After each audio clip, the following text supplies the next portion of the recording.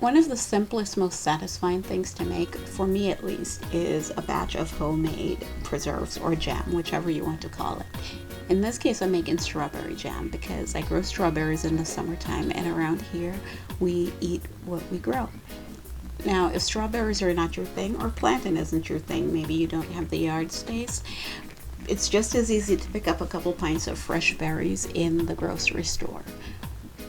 This recipe will work equally well with other fresh berries like blackberries, raspberries, or even blueberries. Once you've gathered your berries, the first step in preparation is to give them a good rinse under cold water.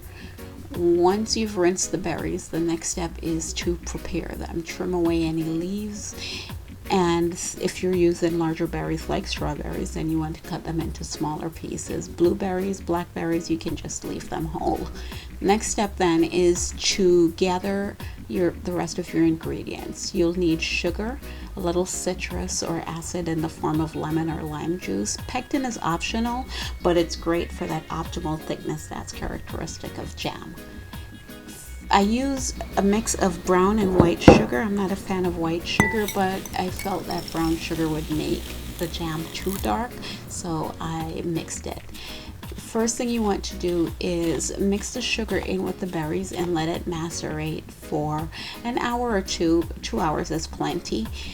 Once everything has melted, the next step is to pour this fruit into a pot with the juice and let it simmer over a medium to medium low heat for about 45 minutes until the juice reduces.